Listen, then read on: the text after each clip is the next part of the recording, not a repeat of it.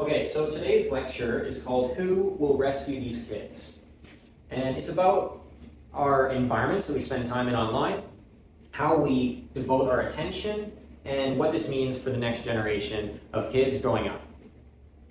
I work with young kids from 5 to 17 years old, and I see many challenges across most of the students that I work with.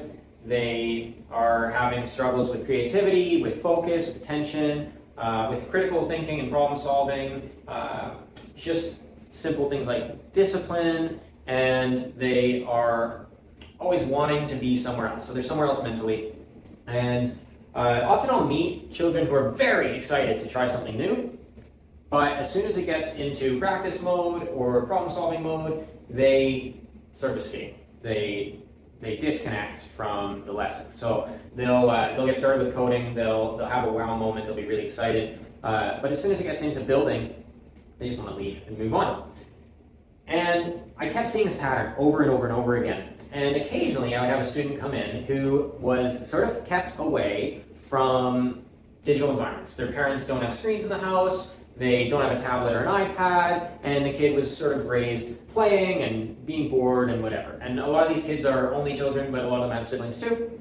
And that's just the environment they were raised in. And they'll come in and we'll show them technology on a screen. Like 3D design is often the first one that we start with. And their initial experience is a bit of struggle, quite a lot of curiosity, but they work through it. And at the end of it, they are bounds more creative than their peers who have lots of exposure to screens and pick it up right away, right? The kids who have tablets at home or have a computer at home, they just pick it up. They get it immediately. They're excited at first, but then they're bored and they don't know how to be creative for some reason. You ask them what they want to add to their 3D designed house and they can't think of anything. You ask them what does a house have that your 3D model doesn't have, and they can't think of a window or a door or a chimney or rooms or whatever. But you ask the kid who hasn't been exposed to screens as much, and they're able to think through this problem and have fun with it. And often if you leave them alone after you teach them the basics, they'll just keep going. They will build, and you'll come back 20 minutes, 1 hour later, and they'll show you all this cool stuff that they learned themselves through experimentation, through curiosity, through the joy of the journey of learning. Okay? So that's the situation. You have these two different types of kids, and they were raised in different environments. Now, I am a firm believer that we are products of our environment. Our environment dictates how we act, it dictates our habits, it dictates what we think, and therefore it develops who we are. And unfortunately, kids are spending a lot of their time in an online environment.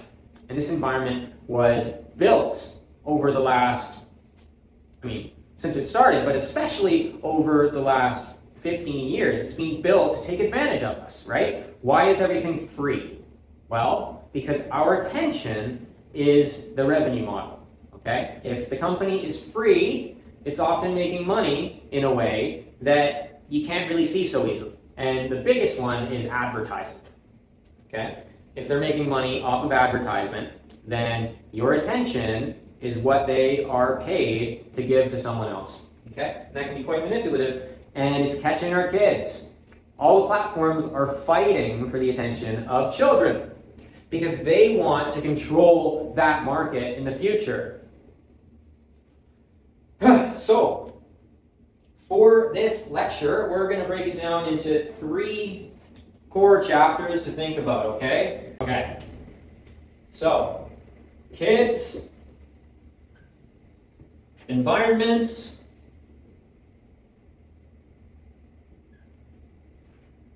and we're going to talk about 2 possible futures, okay? We're going to talk about the future. Now, our first future is the trajectory that we're currently on, okay? We are on the path towards less critical thinking, towards robots taking over, towards complacency, towards apathy. A lot of kids are feeling apathetic. They're like, why does it matter? None of this matters. Life sucks. There's no meaning, right? So let's maybe just put apathy, and I mean, nobody's gonna like own anything in the future, so we have like rentership, which is probably part of the cause of the apathy. Declining birth rate because nobody believes in the future, right? Birth rate, okay? And the other path, I think, is possible because kids, in some ways, are like smarter than ever. You know how they say like ignorance is bliss. Well, these kids are not happy. Okay, they're not happy. They're kind of depressed and like really numb. Why? Well, they know too much. The curtain's being pulled, and they're set up for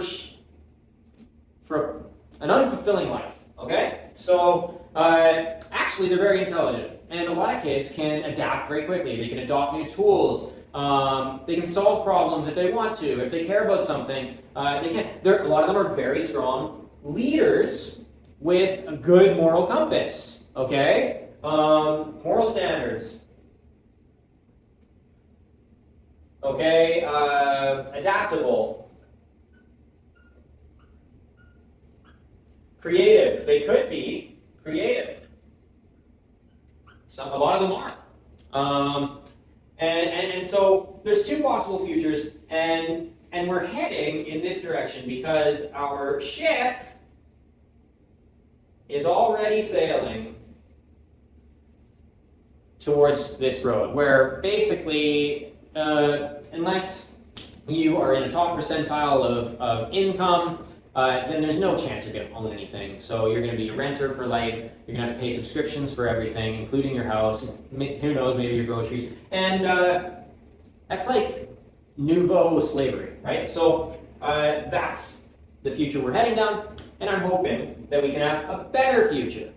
But the challenge is that if kids from a young age are raised in environments that train them for this outcome, that's what we're going to get, okay? But if kids are raised in environments that allow them to be creative, to practice things, to build skills, and to be independent, thinking and all this stuff, if they're in the right environments that don't dictate how they think, don't dictate how they feel, don't have a slot machine mechanic, then they're going to be the most morally righteous, adaptable, creative generation of all time, okay? Unfortunately, most of Gen Z and Gen Alpha is not in this area because of the failed experiment of online environments that are overly abusive and they're incentivized by taking control of our attention. Okay? So that's a bit of a ramble, but now let's focus on the kids. Okay? I don't know if you've read the book The Anxious Generation by Jonathan Haidt, but this is a really, really powerful book that discusses this problem in detail and brings a lot of scientific research into it. Okay? And basically, it just shows a lot of data. Okay? And what the data shows is that over time, things get worse for kids. Okay? So you have, let's just say, this is like 1970, 1980, let's go 1990 there. Let's go 2010, and let's put 2030, and just imagine that we continue in the same direction, okay? And over here is all of the bad things, okay? We have depression, we have suicide, we have meaninglessness, okay? All of these awful things for kids, and basically we have every single chart.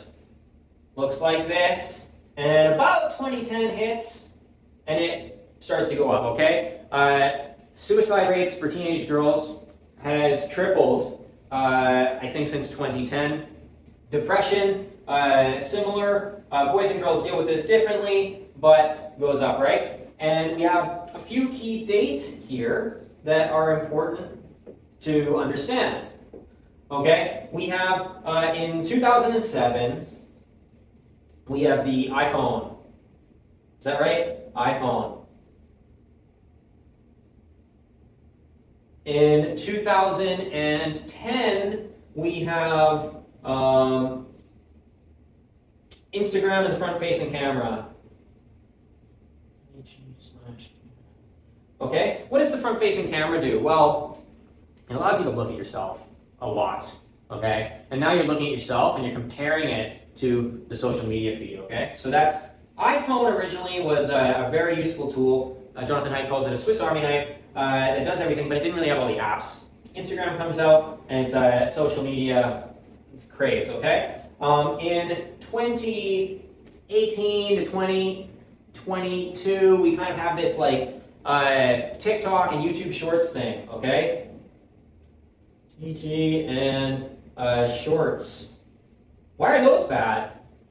Well, it's extremely short form content. So these are just one after another developments that hijack our attention and basically get us in this habitual loop, addictive loop of using these technologies. Now, at the same time, somewhere in here, they invented the endless scroll, right? They call that doom scrolling. Somewhere in here, they perfected the algorithm so that it knows what I want to see and gives it to me, okay?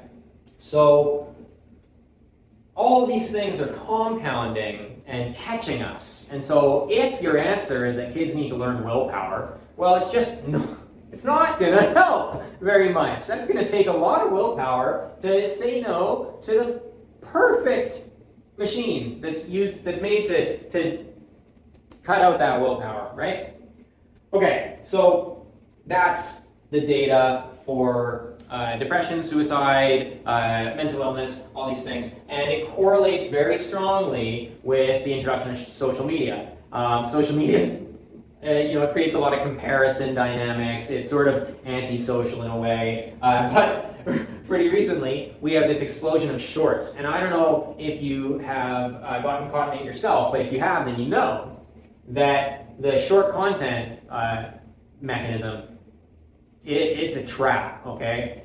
You just want something easy, so you click the thumbnail that interests you, and suddenly you realize that you have been swiping and swiping and swiping. And this swiping mechanic was designed off of slot machines, right?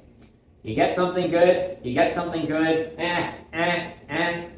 cool again, right? It's all like very emotionally stimulating. It's supposed to get the dopamine out, right? They thought of it all. So that's a lot of the inventions that have happened, right? Now, we're still talking about kids here. So why are they apathetic? Well, I think you're probably aware that the economic outlook for young people is not looking very good, okay? People are getting fired all the time, just en masse, right? They're getting let go by the thousands at these big companies that are making the most money of any company in the world. Companies beat earnings and then they fire a bunch of people.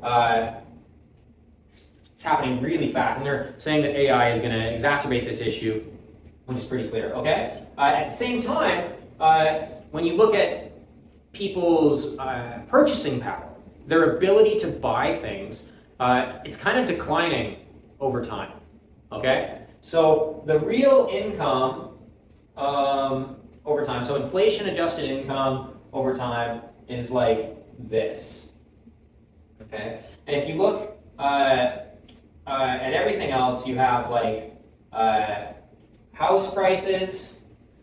I'm in Canada, and it's even worse. It skews like massively. It's crazy.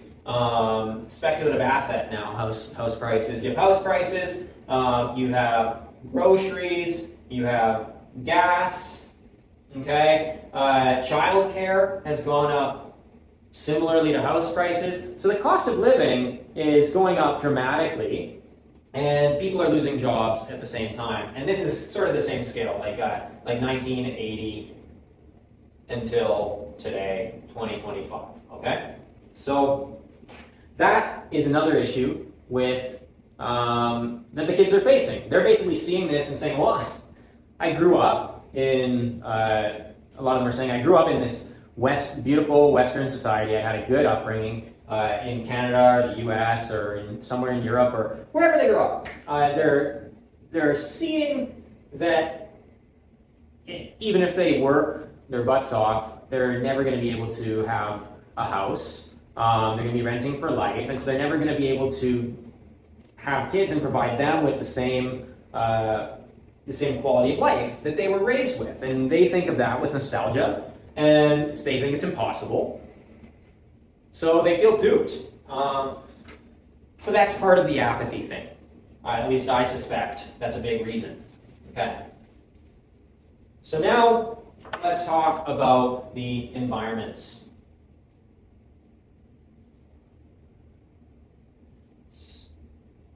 Okay, so our environment dictates what we do, how we think, and who we are. And now that we have phones, we spend more and more time on our screens. And we're not like watching TV, which they used to say, you're gonna rot your brain! Now we're watching these really stimulating, sort of mindless at the same time things that make us laugh. They're like memes, or they make us angry or sad or excited or whatever, right? But in our environments, we have this emotionally triggering content, okay? Triggering. Let's just go like that. Triggering, short, okay? Let's see. So it's triggering, it's short. It's often polarizing, okay? Polarizing.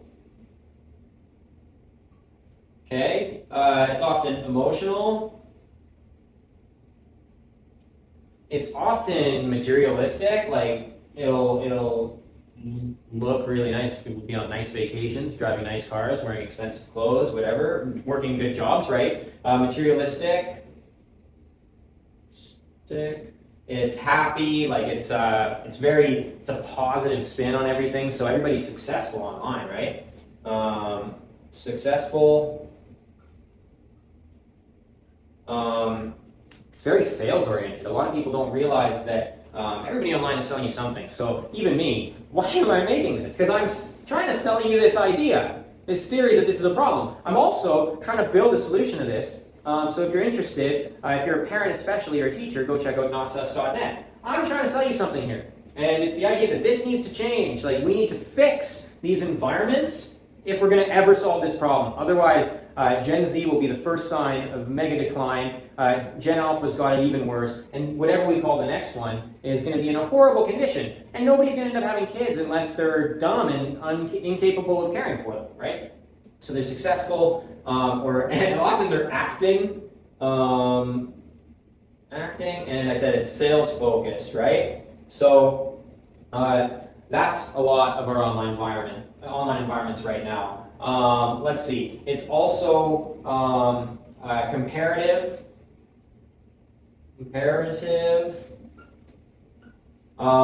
It's also like gamified. So all of these can lead in, and it's gamified. Okay, the polarization piece is interesting because polarization is triggering and it spikes the algorithm. And so the things that get us really angry or excited or just sound so ridiculously stupid that we have to watch it, that gets a lot of views. Triggering, polarizing gets a lot of views and it gets our emotions up. So we get this false sense of reality out of that. And so our environments are creating this. Now, I want you to imagine for a second that you are watching your 3-year-old self. And your 3-year-old self is basically, every time you cry, you're given a phone. And that phone, you just get to use it and distract yourself with it. So you're playing some stupid bubble popping game, or you're swiping on some short videos, or even watching like a dumb cartoon. There's like scales of how bad each thing is. But overall, it's like the overconsumption, passive stuff, I think, is on the negative side for human development, and active living is on the positive side. But you're given this phone, and you swipe on it. Every time you cry, you're given the phone, and you do some stupid finger movement, and you're happy. You don't distract your parents, and so they're happy, and they can be sort of like complacent and not worry about it. And you're just taken care of. 3 years old, go to 4 years old, go to 5 years old, go to 6 years old, go to 7 years old. When you're 7 years old, your teacher says, you gotta focus more. You gotta put in effort. Here's an iPad. Now use this iPad to write some sentences. Well, you just spent 4 years practicing the skill of zoning off, being shown whatever without choosing, and not doing anything. You've built that skill. So now you need to fight that in order to do anything productive at all, right? And so you need to learn a new skill and suppress the skill of consumptive habitual behavior. And so that is a huge, huge challenge that kids are facing. And a lot of these kids who were young during COVID, like 5 and 6 during COVID, and they spent a lot of their time online, I think they're dealing with that maybe the hardest at the moment. They were told to focus online, but they were already sort of exposed, a lot of them, to screens as an entertainment device and not a tool. And then they're asked at 6, 7, or 8 years old to suddenly focus and suddenly write papers and do math on the computer and all this stuff that they haven't been trained to do. They've just been practicing doing fun stuff that isn't mentally draining, right?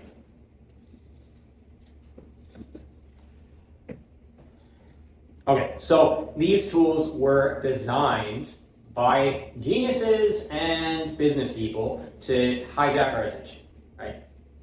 That's the business model. So I like to think of our online environments, what they could be, or any environment that we're in, like what could it be, right? So people often say, like, don't have a TV in your living room and you won't watch as much TV, right? So what's your environment look like? What environment are you raising the kids in? If you have kids, I live in Vancouver. I'm not going to bring my kids around to see every side of Vancouver, right? There are dangerous areas of things I don't want them exposed to. I want them exposed to healthy, stimulating things when they're young. And over time, we'll open that awareness up and safely and healthily expose them to what we think is appropriate. Well, online it's been unrestricted for a long time, and that's a trap. So think about, how would you design your ideal classroom? Yeah? How would you design your ideal home environment for a kid? Well, when I think of it, I think like, okay, boredom is probably important. Like, they need a space that's theirs for their responsibility or whatever. It's their job to clean it. You need to maybe set some expectations there. But in that space, they have some time alone and they have to figure out what to do with that time, okay? You also probably want some stimulating things like engaging toys or arts and craft supplies or games that they can play or play with, or you want some time outside for them. You want that individual time, and you want that social time, so they need friends. School's really good for this a lot of the time. So in your environment, who do you put in it? At school, how do you design the ideal classroom? Well, there's lots of ways to think about this, but I used to work at a maker academy for kids, and it was really cool. It was a workshop for children, and they lit up when they came in because it was a little bit more exciting and engaging than what they were used to in school. In the Maker Academy, they would come in and they would use tools that they don't normally get to use, and they would get to be creative, and they would learn like a new skill pretty much every single time that they came in, and so they were really excited about that. But in the classroom, what makes a healthy classroom? Well, all the kids need to be together and they all need to be engaged, so there are lots of ways to do that, but those are the prerequisite requirements for an engaging learning environment for children. So you got to think about those things, and I'm thinking about them a lot when I'm trying to redesign a web environment for kids so that they can live a more successful and fulfilling life, right? So yeah, that's a question that I ask myself all the time, and I urge you as a parent or a teacher to ask yourself that as well.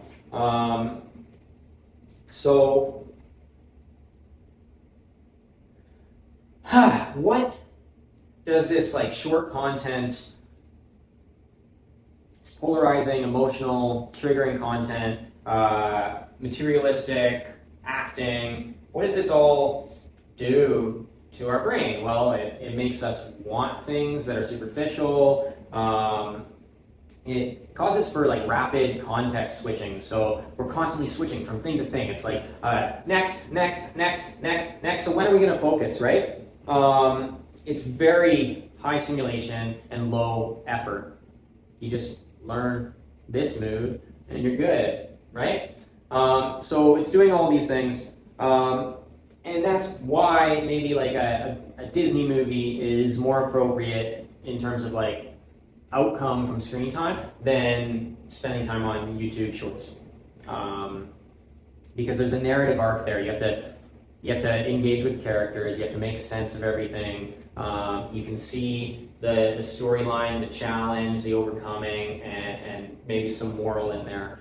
So you have to stick with it, right? And so it at least teaches you that. But even still, there's a difference between watching something by yourself and watching it with others. So and same with like playing video games by yourself and playing them with others. There's a huge difference. So if you can get community involved, then it's a shared experience, and that's much more healthy than doing something by yourself, especially if it's habitual, right? You think about the person who loves, in my case, maybe hockey or football or basketball or soccer.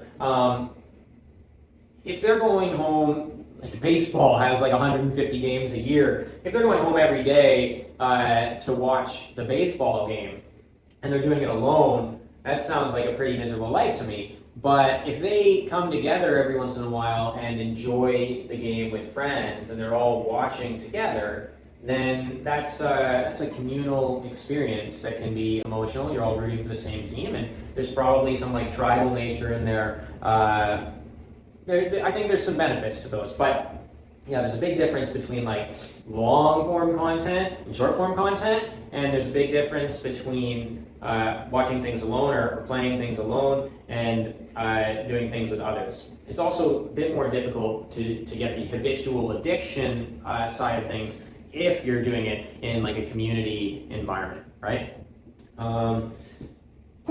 So what have we done about this? Well, not much as far as I'm aware, but big success for Australia. Australia just banned social media for 16-year-olds and under.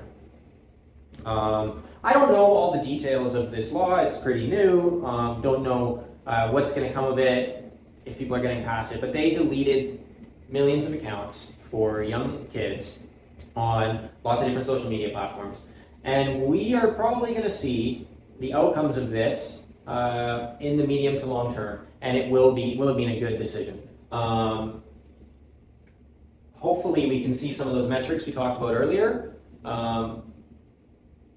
find their way back to normal. Now, of course, there are other systems at play here that can cause some of these feelings of hopelessness and depression for kids. But hopefully we start to see those corrected. And I know that Europe is starting to follow, and I know that there's a huge push in North America, in Canada and the US, for starting to regulate these things in a similar way. I know there's a lot of challenges with it. I know that there are some benefits, some very cool kids online posting things that they're building, telling stories, sort of showing off what they're into, and putting themselves out there, but I think that the costs outweigh the benefits, and we need to deal with that. So hopefully the rest of the world can follow and regulate these systems and these companies now that we know the damages that they do. Okay, so big win for Australia, and hopefully we see some positive momentum in those areas of regulation. Okay, so that sort of concludes the environments portion. All right, now let's talk about the two futures. Let's put it this way this time. So the future.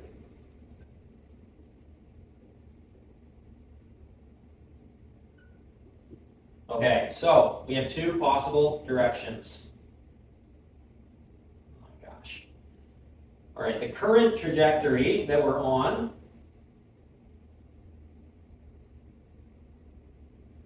is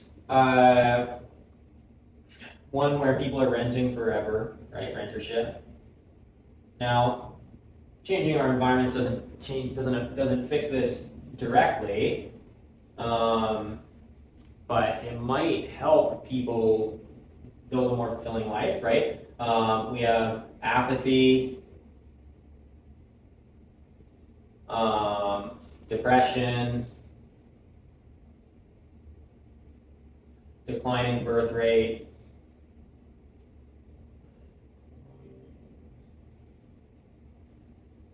births, right? Antisocial.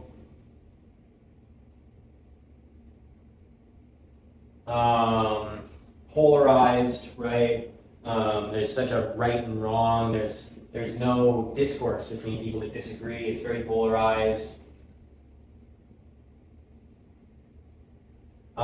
We see a lot of these young people that are coming into the workforce, and they're kind of incompetent. Like they don't know how to do basic things like communicate and have accountability. So like lack of accountability.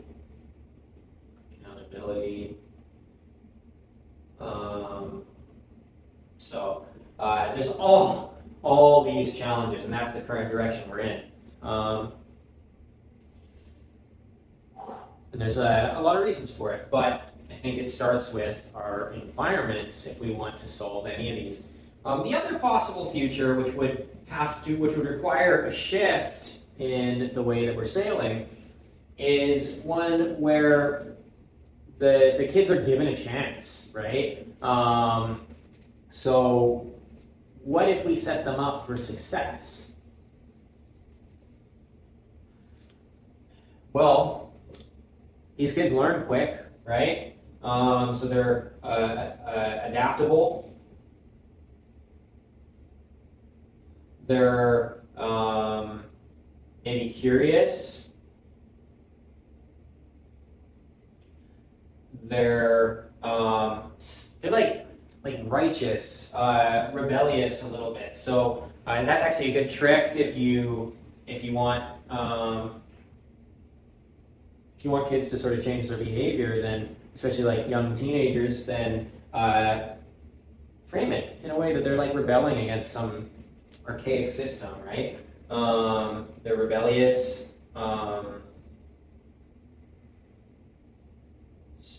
They can be cooperative. Often, in this current example, they're cooperative, but they're polarized, right? And so, rather than be aligned on the challenges that everybody's facing, they are pointing fingers, and that's a problem. But young people are also really understanding,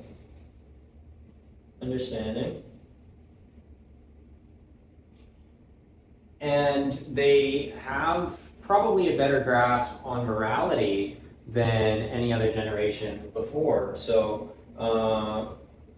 morals.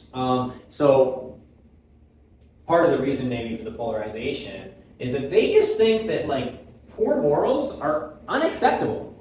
Like, I'm not going to listen to you if you have a bad opinion on this. Now, that might be like closed-minded and lack some of this understanding, but I think that's part of this morality thing, where they sort of see right and wrong a bit objectively in a way, and they won't tolerate anything worse. So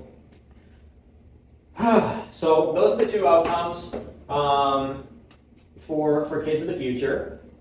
And I think that if we shift the environments that kids are raised on, especially from a really young age, but also as they grow older, change the expectations that they are accountable for themselves. They realize that they have like liberty and ownership over their attention. Then we can end up with more of this outcome and a better world, a better future. So that's the hope there. And so just to finish this off, this problem is, in a nutshell, why I've been working so hard. I have been building an app or a browser called www.notsus.net. Okay? That's notsus.net. And you probably understand why I called it that. It stands for not suspicious, which, as the kids will say, that's actually pretty suspicious. But it's notsus.net. And basically what it is it's a web environment for kids that promotes learning and creating. There's almost no consuming on notsus.net. And so the idea is that when you are exposed to the computer, your environment is like sort of a space where you can drive, but you have to decide what to do because we're not going to tell you what to do. And so you get this platform and you get all these options of things you can do. Okay, you can search. You can actively search, and there's no ads that are built into our side of the platform. Some of the tools on there use ads, but you can search. You can discover like anything. So this is really, learning is for your curiosity. Okay? You can learn whatever you want, or you can like also learn skills and stuff like that. But you can learn almost anything. On the creative side, everything's on web-based. So now we have the ability to use tools online. The problem is that what comes in front of it on most browsers is entertainment stuff. And so even though you can do all these productive, interesting, engaging things, you end up not. You end up just like scrolling and wasting your time and getting angry at people on the internet or whatever you do. And so for creating, you can do like 3D. There are like so many 3D tools out there available for kids or professionals now. You can do 3D design. You can do coding. You can do robotics. Oh my gosh, you can do robotics.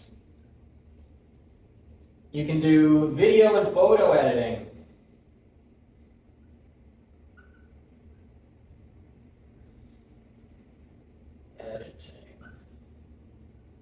Okay, you can write. You can do math and spreadsheets and data. You can draw. You can do music or music production. Okay, all these tools are available, and almost all of them have apps or tools available now that allow kids to play with them, right? So 15 years ago, we didn't have 3D or coding tools that were accessible for children, but now we do, and so they can really engage in a different way. So you can do all of this stuff. And like, what if you don't know what to do? Like, what if you're just like uninspired and bored and you don't want to like practice what you're doing before, you don't want to continue your old project? Well, close the computer. Go and play outside, right? If you can't decide what you want to do, then go and do something else, right? Today, in our environments that we're used to, if you can't decide what you want to do, then YouTube's going to tell you. YouTube's going to show you what you want to see. And so you're just going to get stuck in that loop. And, everybody has their thing. And for me, the biggest challenges are getting off of YouTube and Reddit. I just scroll on Reddit all day and read stuff, and it's no fun anymore. So that's what I'm trying to build. at notsus.net. I would love your support if you thought that this was powerful. This is the first lecture of this kind that I've ever given, and I will try and make more and get better at this. But what you could do to help me and help the next generation of young people is visit notsus.net, tell your friends that we're trying to do something, and if you have kids, download it. Change the environment that your kids are on online so that the skills that they practice are skills that you want them to know and understand when they're older. Thank you so much for sticking around. This is fun. I'll see you next time.